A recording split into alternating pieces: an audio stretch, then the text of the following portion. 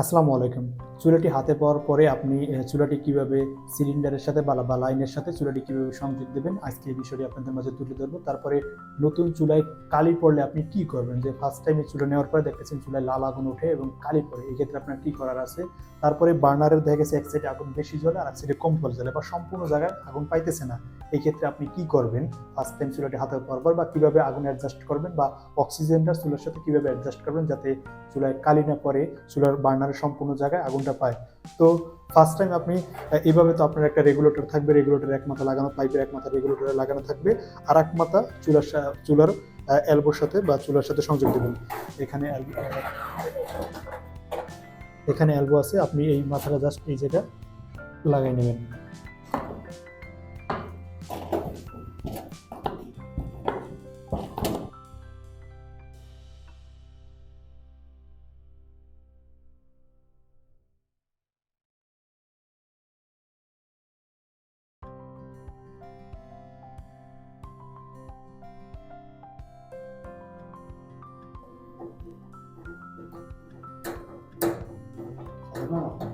লাইটটা অন করে দিবেন যে সময় তো এভাবে আপনি সম্পূর্ণ পাইপের মাথাটা এলবোতে সম্পূর্ণ ঢুকিয়ে দিয়ে এভাবে ক্যালামটা টাইট দিয়ে দেবেন।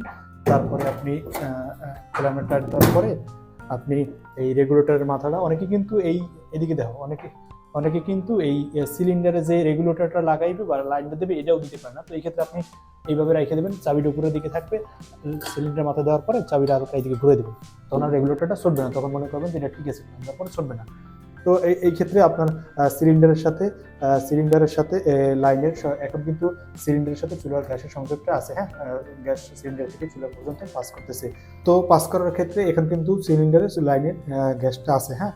তো এই ক্ষেত্রে এরকম আছে, ধরেন এখন আপনি ফার্স্ট টাইম যখন ফায়ার করবেন, অনেক সময় আগুন জ্বলবো না, হ্যাঁ, ফার্স্ট টাইম ফায়ার করার পর আগুন জ্বলবো না, কারণ গ্যাসটা আসতে একটু সময় দেওয়া লাগবে, একটু সময় নেবেন। সময় দেওয়ার পরে সেকেন্ড টাইম যখন ফায়ার করবেন তখন এক্সচেঞ্জে চুলাটা জ্বলবে, চুলা দুটো জ্বলবে। এখন কিন্তু দেখেন আগুনটা কিন্তু সম্পূর্ণ লাল আছে। এই ক্ষেত্রে কি আগুনটা লাল থাকার মানে যে আপনার চুলায় কালি পড়বো, এটা নিশ্চিত।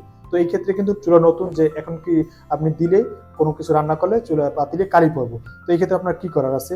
চুলা যেহেতু কালি পড়ার যে নতুন চুলা, তো সেই ক্ষেত্রে এখানে মনে রাখবেন যে এখানে অক্সিজেনটা মিলানো নাই। নিচে যে অক্সিজেনটা আছে, নিচে যে অক্সিজেনটা, এই যে অক্সিজেন যে সুইচটা আছে, এটা মিলানো নাই, এই জন্য ওই জায়গায় আগুনটা লাল ওঠে এবং কালি ওঠে। তো আপনি কি করবেন? এটা কিন্তু এই পাখাটা কিন্তু এই জায়গায় এটা দিয়ে ঘুরানো যায়, এটা দিয়ে জাস্ট আপনি এভাবে ঘুরাবেন, হালকা আস্তে আস্তে ঘুরাবেন। যেই জায়গায় দেখবেন যে আগুনটা নীল আছে এবং সম্পূর্ণ জায়গায় জ্বলে, যেই জায়গায় দেখবেন আঙুলটা এরকম নীল আছে, হ্যাঁ, এবং সম্পূর্ণ জায়গায় জ্বলে, ওই জায়গায় জাস্ট আপনি রেখে দেবেন। আগুনটা লাল থাকলেই তখন মনে করবেন যে কালি পড়বো, আর যে জায়গায় নীল থাকবে ওই জায়গায় জাস্ট রেখে দেবেন। তাহলে এইভাবে আর আপনার চুলায় কালি পড়বো না, চুলার সুন্দরভাবে আর সম্পূর্ণ জায়গায় আগুনটা পাবে, সুন্দরভাবে জ্বলবে। তো এইভাবে আপনি ফার্স্ট টাইম আপনি চুলাটি আপনার বাসায় এভাবে সুন্দরভাবে সেট আপ করতে পারেন যাতে সম্পূর্ণভাবে আগুনটা জ্বলে। আপনি চালাইও, মানে চুলা রানিং অবস্থায়ও পাখাটা ঘুরাইলে এটা মনে করবেন না যে এই দিক দিয়ে এটা মনে করবেন না যে এই দিক দিয়ে ছিদ্র আছে যে গ্যাসটা এই দিক দিয়ে বের হয়ে যাবে, এরকম করো না।